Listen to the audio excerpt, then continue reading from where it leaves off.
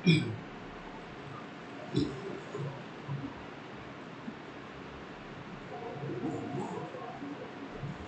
students, welcome back. Here just started a very new chapter, and this is chapter is your introduction to Euclid geometry. Yes, a very important topic. Yes, this is your introduction and that is related to geometry. समझ पा रहे हैं? मतलब introduction to Euclid geometry, तो जो geometry से आप कुछ रिलेटेड मतलब टर्म्स देखोगे, समझ पा रहे हैं? तो कुछ रिलेटेड टर्म्स मिलेंगे जो ज्योमेट्री में मैक्सिमम यूज होते हैं। इन्हीं सारी चीज़ों के बारे में आपको यहाँ डिस्कस करना है। ओके, ये चीज़ें होती क्या है, जैसे कभी कभी आपको एक्सियम कहीं दिख जाता होगा, ऐसे ऐसे कुछ कहीं एक्सियम दिखता होगा, कहीं आपको क्या दिखता होगा, जैसे थियरम कहीं आप देख सकते हो, कहीं आपको ऐसे कुछ वर्ड्स मिलते हैं, कहीं पोस्टुलेट गिवन होगा, ऐसे कहीं कुछ पोस्टुलेट, मतलब दिस टाइप के टर्म्स, ये सारे जो भी ना, तो ये सब है, इनको आपको डिफाइन करने की रिक्वायरमेंट है। मतलब ये होते क्या है एक्चुअली इस चैप्टर में हम यही सारे जो भी कॉन्सेप्ट ये सीखेंगे कि होते क्या है। ओके, उसके बाद कुछ अगर क्वेश्चंस होंगे फिर हम इसके बाद से कुछ क्वेश्चंस करेंगे। So just started. सो इसके लिए कुछ हम आपको कुछ टर्म्स हम बता रहे हैं, जैसे इसमें यस ये कह रहा है Euclid definition axiom and postulate. Yes, a very interesting thing. ये आपका जैसे आप यहाँ देख सकते हो, जस्ट वेट, यस जो हम अंडरलाइन कर रहे हैं एक ये दे रहा है Euclid definition axiom and postulate. तो मतलब आप पहले देखो इसकी डेफिनेशन क्या है, एक्सियम पोस्टुलेट होते क्या है। ओके, जैसे ये कह रहा है आप यहाँ देख सकते हो, जस्ट वेट, जैसे ये देख सकते हो। अब मतलब एक्सियम होते क्या है, पोस्टुलेट क्या है। ओके, तो आप इसको ऐसे देख सकते हो, जस्ट वेट, यस ठीक है।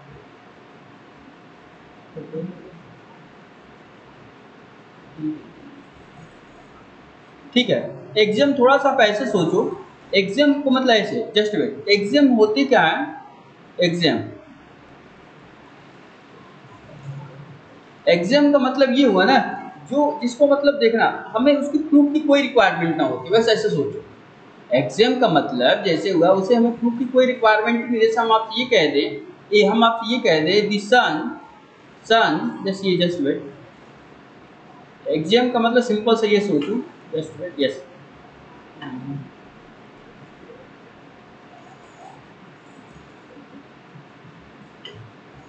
यस एक्सियम ये देखो, द सन राइजेस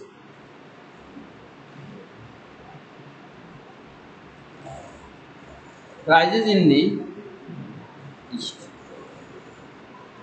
ओके, तो अगर सपोज कर the sun rises in the east, इसका मतलब इसको हमें प्रूफ की कोई रिक्वायरमेंट नहीं है। अब ऐसा नहीं कहोगे कि सर इसको सब प्रूफ कीजिए कि मतलब क्या सन क्या ईस्ट में राइज होता है, समझ पा रहे हैं ना। तो ये आपको ये एक्सियम हो गया। जैसे हम आप ये कह दें the sum of 2 and 3 is 5, यदि हम कह दें, इसका मतलब यही हुआ ना 2 + 3 = 5, तो इसको आपकी प्रूफ की कोई रिक्वायरमेंट नहीं है, तो ये आपका क्या हो गया, एक्सियम हो गया। समझ पा रहे नहीं समझ पा रहे, सिंपल सा बस ये कॉन्सेप्ट है कि एग्जाम में there is no any kind of need. Okay, मतलब टू प्रूव दैट, मतलब जो भी कंडीशंस है, जैसे हमने आप ये कह दी सन राइजिंग इन द, इसको तो आप प्रूफ तो करने नहीं जाओगे, हाँ हिस्ट्री में प्रूफ कैसे हम प्रूफ करेंगे, ठीक है।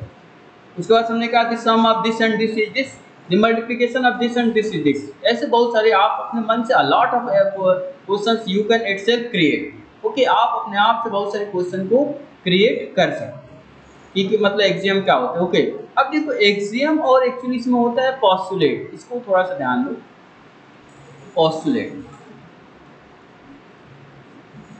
पोस्टुलेट्स, ये देखो एक्सियम और पोस्टुलेट, एक्चुअली ना axiom and postulate nearly both are same thing, बिल्कुल लगभग दोनों सेम ही होते हैं, बस डिफरेंस यहाँ होते हैं बाबू, डिफरेंस आपके यहाँ होते हैं। ये जो पोस्टुलेट है ना, ये आपको मोस्टली कहाँ यूज होता है, ये मोस्टली आपका ज्योमेट्री में यूज होता है। ये आपको कहाँ यूज करते हैं हम इसे, तो इसे हम मैक्सिमम ज्योमेट्री में यूज करते हैं। ओके, और एक्सियम ना ज्योमेट्री के अलावा अलग फील्ड में हम इसको यूज करते हैं।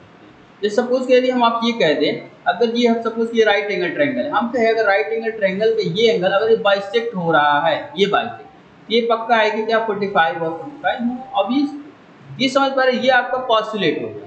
मतलब एक्सियम और postulate both are same thing, मतलब दोनों में क्या प्रूफ की कोई रिक्वायरमेंट नहीं, लेकिन पोस्टुलेट होता है इसको हम कहाँ यूज करते हैं, इसको मेनली रूप से यूज करते हैं कहाँ बहुत ज्योमेट्री में, और एक्सियम को एक्सेप्ट ज्योमेट्री, ज्योमेट्री के बाहर जो भी अब यूज करो सारे ये आपके एक्सियम है, बोलो। तो ये सारे होते हैं क्या, एक्सियम और पोस्टुलेट। ओके, अब देखो सपोज करो यहाँ जैसे आप थोड़े से देख सकते हो, जस्ट ठीक है, हाँ ये देख सकते हो, ये अब जैसे हम लाइन अंडरलाइन कर रहे हैं, इसको आप थोड़े से पढ़ सकते हो। यस, ये कह रहा है consider 3 step following solid in the surface one extent, जो ये कह रहा है। ये Euclid summarize this statement. Yes, a very interesting here thing discuss. ये कह रहा है Euclid summarized this statement as definition. Here began his exposition by listing जो भी 23 definition in the book, जो भी ये सब। ओके, ये प्रूफ। अब ये कह रहा है देखो पॉइंट क्या होता है, जैसे आप सपोज करें हम आपसे ये कह दे बाबू, हम आपसे ये करें पॉइंट क्या होता है। देखो हमने क्या कहा था, हमने तो यही कहा था ना, ये जो आपका चैप्टर जब स्टार्ट हुआ था तो हमने जस्ट आपसे कहा था इस चैप्टर में हम पढ़ेंगे क्या, introduction to Euclid geometry. Okay, introduction to Euclid geometry का मतलब क्या समझ पा रहे हैं, मतलब जब भी यूक्लिड ज्योमेट्री है इसका इंट्रोडक्शन, आपका चैप्टर ये था इंट्रोडक्शन टू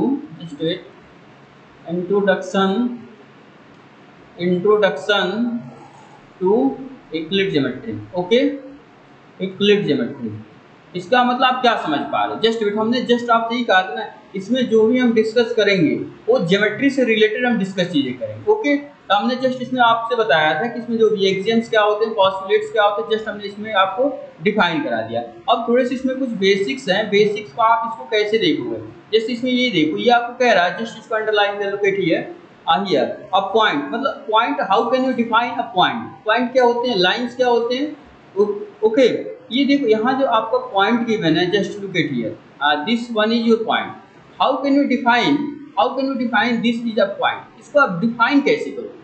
ये देखो पॉइंट का मतलब ये हुआ, अब पॉइंट क्या होते हैं, अब point is that which has no part, समझ पा रहे हैं, जिसकी कुछ पार्ट ही ना हो, ठीक है, इसकी पार्ट नहीं।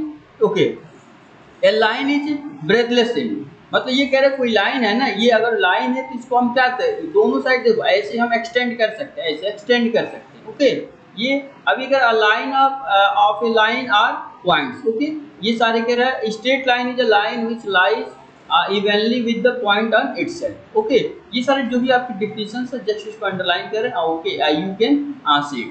ओके, जैसे आप देख सकते हैं, ठीक है, यानी पॉइंट को आप ऐसे पॉइंट कैसे भी कह सकते हो जिसकी लेंथ ब्रेथ और क्या, जस्ट वेट ये, ठीक है, जिसका क्या लेंथ ब्रेथ और हाइट कुछ हो ही नहीं, नेग्लिजिबल हो, ये आपका क्या हो गया, ये हो गया पॉइंट। ओके, लाइन देखो हमने आपने जस्ट डिस्कस किया था, लाइन का मतलब क्या हुआ, जैसे ऐसे देख सकते हो लाइन, ये तो पॉइंट हो गया। लाइन देखो आप ऐसे देख सकते, जैसे मान लो यदि हम आपसे जैसे देखो, ये लाइन के बारे में नेक्स्ट चैप्टर में हम डिस्कस करेंगे, और थोड़े से आप जान दो लाइन का मतलब ये, जिसको हम ना इनफाइनाइट, ये दोनों साइड में इनफाइनाइट वैसे एक्सटेंड किया जा सकता है, ये आपकी क्या हो गया लाइन।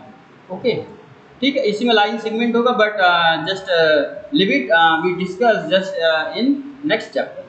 सो अब तक के लिए बस आप ये जान चुके होंगे क्या कि एग्जाम क्या होते हैं, जस्ट हम आपको बता दिए, मतलब जिसमें कोई प्रूफ की रिक्वायरमेंट ही ना होती है। Postulate, both exam and postulate both are nearly same thing, बस एक कंडीशन ये होता है कि क्या पोस्टुलेट होते हैं उसका हम यूज करते हैं क्या ज्योमेट्री में, और एग्जाम का उसके बाद सब में यूज करते हैं। ओके, तो ये हो गया। इसके बाद से देखो और आपको हम टर्म्स बता रहे हैं। यस, अब ये एग्जाम्स हैं, इनको आप थोड़े से ये देख लो, things which are equal to the same thing are equal to another. Yes, अब वेरी इंटरेस्टिंग थिंग, ये एग्जाम से कुछ रिलेटेड टर्म्स है, इसको आप देखोगे।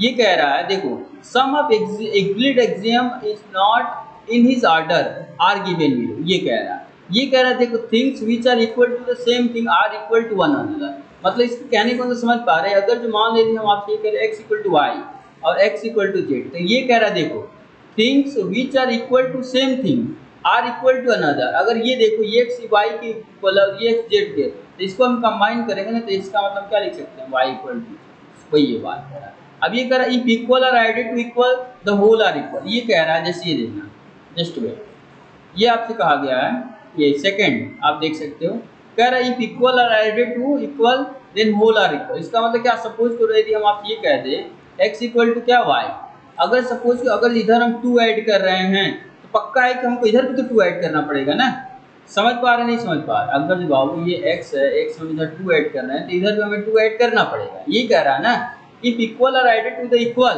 The whole are equal. Suppose करो अभी ये जो आया ना, यानी x प्लस 2 मान लो सपोज करो आपको क्या आ गया z, अरे कुछ आएगा ना।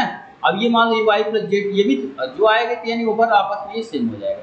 इसका कहने का मतलब है अगर ये दो क्वांटिटी आपस में सेम है, बस ऐसे सोचो, if two quantities are same and if you add the same number to the both side, then that must be, then the resulting number that will मतलब occur, then they must be same। बस समझ में आ रहा है। जैसे यदि आपको इन इसको ना हम बाबू इसको इन जनरल हम बता रहे हैं, इन जनरल का मतलब इसको आप कहीं अप्लाई कर सकते हो, लेकिन सपोज करो इन पर्टिकुलर यदि आपको करना हो, तो पर्टिकुलर तो बहुत आसान है।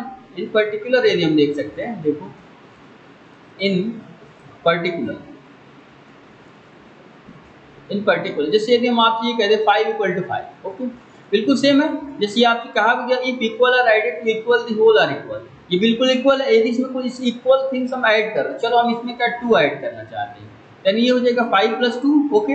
अगर इधर हमने 5 2 ऐड किया, ये सॉरी इधर 2 ऐड किया, पक्का इधर भी हमें 2 ऐड करना पड़ेगा, यानी यहाँ क्या हो जाएगा ये। अब देखो ये कितना देगा, जस्ट वेट, ये आपका 7 और ये कितना, ये भी 7, इसके ये आपस में इक्वल हुआ कि नहीं हुआ, वही आपसे यहाँ कहा जा रहा है। If equal are added to equal the whole are, समझ पा रहे हैं, ठीक है।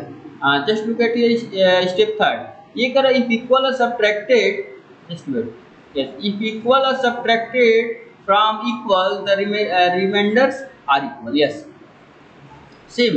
अब इसमें ये आपसे कहा गया है अगर जो इक्वल से अगर सब्ट्रैक्ट करेगा, कोई मान लो कोई सेम थिंग है, मतलब क्या x = y, इन जनरल इसको जस्ट इसको भी बता रहे हैं, जस्ट वेट, ठीक है ये है। अब देखिए फिर यहाँ से ये आपका कहा गया था इसमें if equal subtracted of equal, जैसे मान लो अगर हमने आपसे क्या कहा x, जस्ट वेट,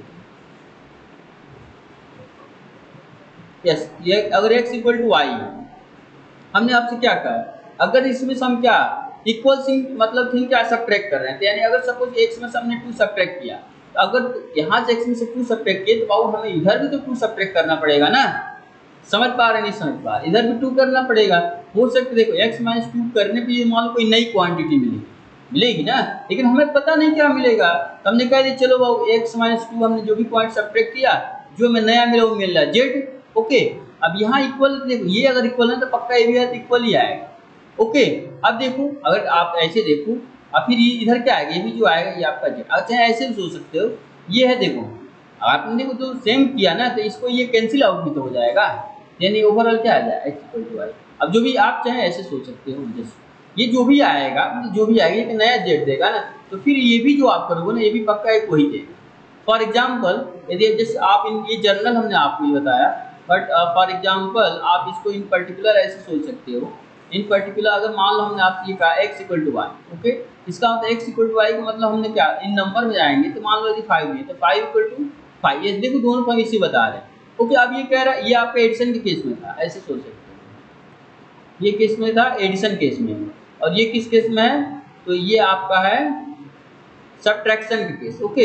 तो सब्ट्रैक्शन का मतलब आप यहाँ ध्यान ये कर देखिए, मान लो हमने यहाँ क्या किया 5 माइनस, देखो हमने माइनस कर रहे हैं 2, ओके। अगर इधर 5 - 2 करेंगे ना, तो इधर भी हमें 5 - 2 ही करेंगे। अब ये कितना आया देखो 3, और ये कितना आया 3, तो ये कह रहे ये जो आएंगे ना, तो ये भी आपस में सेम ही होंगे, तो बिल्कुल सेम है। समझ में आ रहा नहीं समझ में आ रहा। सिमिलरली अगर देखो अगर मान लो कोई क्वांटिटी है a = b, ओके, अगर इसमें सेम नॉन जीरो नंबर से मल्टीप्लाई करें, मतलब जीरो से भी करो तब भी केस आ जाएगा। अगर सेम नंबर से दोनों साइड मल्टीप्लाई कर रहे हैं, तो जो रिजल्टिंग बनेगा ना, जो भी वो भी आपस में इक्वल ही बनेगा।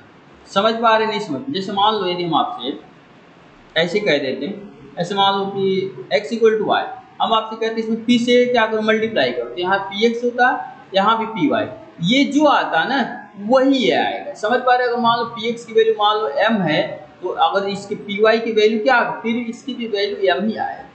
समझ पा रहे नहीं समझ पा रहे। इन पर्टिकुलर इसको भी आप देख सकते हो, इन पर्टिकुलर इसको भी अगर सपोज करो यदि हम आप ये कहते हैं, यही ले लो 5 = 5, सेम एग्जांपल को हम लेकर चल रहे हैं। ये आपका देखो एडिशन केस में था, मल्टी सब्ट्रैक्शन, अब ये किसकी केस में था, ये आपका मल्टीप्लिकेशन केस। अगर सपोज करो 5 = 5 है, ओके।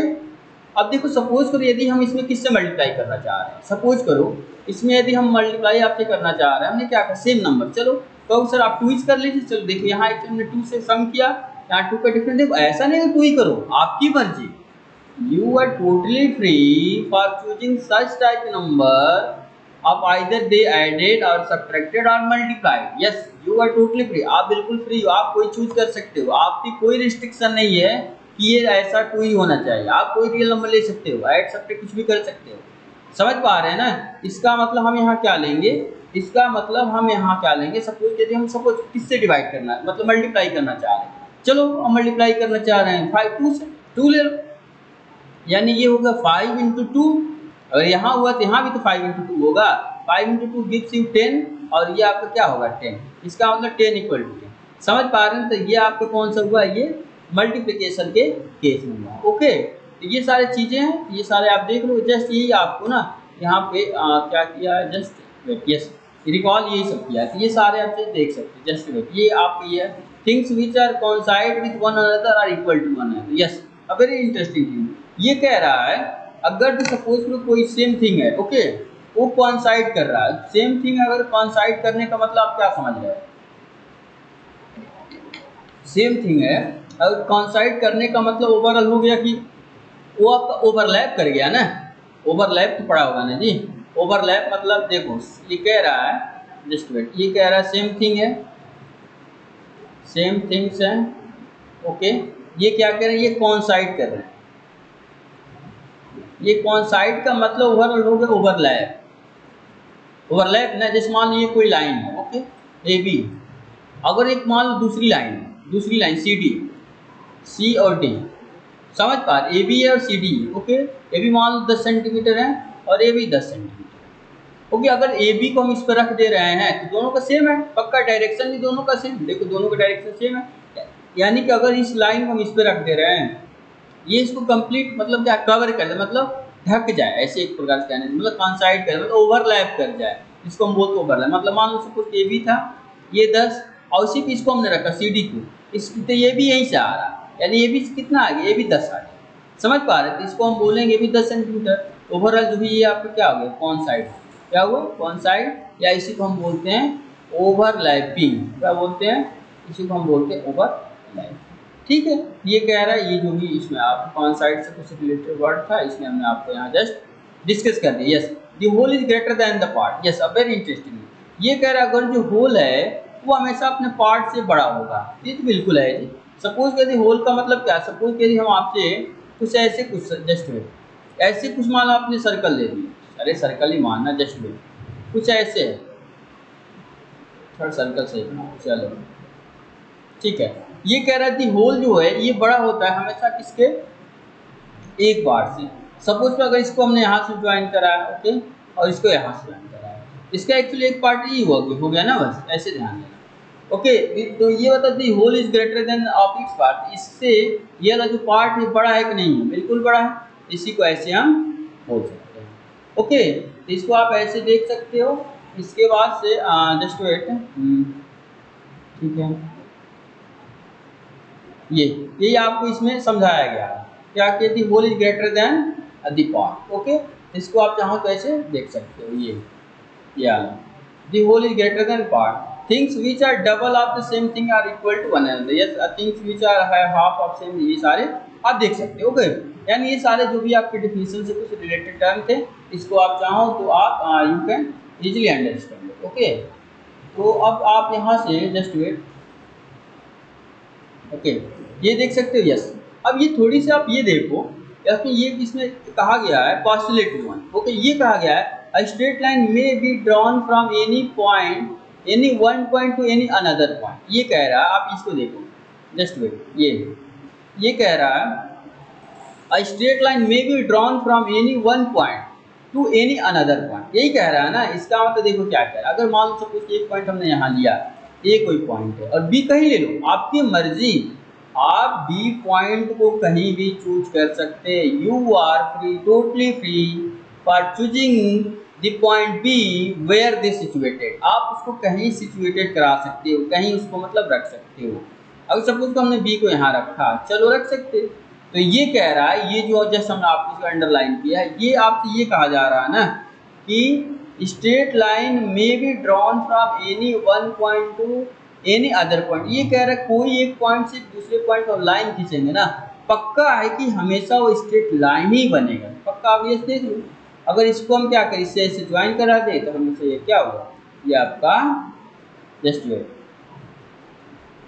ये आपका क्या होगा, स्ट्रेट लाइन। समझ पा रहे हैं ना, ये आपका दिया ये स्ट्रेट लाइन। अब ये जो भी इसमें कह रहे हैं इसको आप पढ़ सकते हो। Note that this postulate tell us that at least one straight line passes through two distinct points, but it does not say that there cannot be more than one such. However, in this way जो भी आप इसको prove करना चाहो तो इसको use अपनी language में चाहो तो लिख सकते हो, ठीक है। अब ये जस्ट ये कह रहा है two distinct point there is a unique line that passes through them। Okay, ये करा दो डिस्टिंक्ट पॉइंट है तो उसके द्वारा सपोज करो यस उनके पास एक ही लाइन जो होगा ना जो यूनिक होगा जो उससे पास करेगा, ये ऑब्वियस है। सपोज एक लाइन यहाँ एक पॉइंट यहाँ है, ओके, इसको पास करने वाली लाइन ना, इसको जो पास करने वाली लाइन है वो पक्का है एक ही होगी, यही होगी, एक ही होगी और यही होगी। समझ पा रहे हैं ना, यही लिखा है, यही आपको यहाँ से लिखा है two given two distinct points. ये देखो ये था जस्ट वेट, यस ये ए था और ये क्या था बी। ओके, तो ये आपसे ये कह रहा है टू डिस्टिंक्ट पॉइंट, बिल्कुल डिस्टिंक्ट अलग अलग है। There is a unique line passing through, ये कह रहा है इस थ्रू देम, यानी इनके बीच जो भी लाइन पास करता है वो यूनिक होता है। यूनिक हुआ ना, यानी समझ पा रहे हैं ना, यानी यूनिक होने का मतलब इसके बाद हम इसको कोई लाइन ड्रॉ नहीं करते, ठीक है। ये सारे बता रहा। ओके, अब terminated line can be produced infinitely. जो भी ये कह रहा है अगर कोई टर्मिनेटेड लाइन है, टर्मिनेट का मतलब सपोज यदि मान लो ऐसे आपको आ गया, ओके ए बी, ओके, तो ये आपको टर्मिनेट करने का मतलब क्या कह रहा है, a terminated line can be drawn infinitely indefinitely, यानी टर्मिनेट हो गया यानी छोटा सा हो गया, अब इसको वो कह रहा है आगे की तरह इंडेफिनिट रूप से इसको बढ़ा सकते हैं, ठीक है। ये सारे आप डिफिनेशन देखोगे। अब ये कह रहा है पॉस्टुलेट्स, यस ये देखो एक्चुअली ना ये सारे आपके क्या है, इक्लिड के पॉस्टुलेट्स हैं, ओके, ये सारे इक्लिड के पॉस्टुलेट्स हैं। इसको हम जस्ट आपको नेक्स्ट लेक्चर में इसको बिल्कुल फिर क्या इसको हम बिल्कुल डिस्कस करेंगे शुरू से। समझ में आ रहा है ना, इसको आप अच्छे से एक बार देख लेना। इसके पहले देखो हमने आपको सारे क्या बता दिए, एग्जाम बता दिए, पॉस्टुलेट बता दिए, एग्जाम से कुछ यहाँ जो आपको कुछ रिलेटेड डिफिनेशन थे वो भी हमने बता दिया। फिर ये सारे क्या होते हैं, अगर इक्वल हम इक्वल सब्ट्रैक्ट करें, ऐड करें, मल्टीप्लाई करें तो क्या होते हैं, ओके। इसके बाद से जस्ट हम नेक्स्ट लेक्चर में हम लोग पढ़ेंगे, क्या पढ़ेंगे कि क्या इक्लिड के पॉस्टुलेट्स क्या, ओके। इसमें हमने कुछ डिस्कस किया बट इसको हम नेक्स्ट लेक्चर में फिर स्टार्ट से कंटिन्यू करेंगे कि इक्लिड पॉस्टुलेट्स होते क्या हैं, उसके ओके। और उसके बाद से कुछ इससे रिलेटेड कुछ एग्जाम्पल्स हम लोग देखेंगे and then this chapter very easy chapter, very मतलब ये आपका चैप्टर उसके बाद से खत्म हो, यानी इसका मतलब in one lecture we will totally completed this chapter, okay. So आप यहाँ तक देखोगे, इसके बाद से जस्ट हम मिलते हैं आईना नेक्स्ट लेक्चर, ओके।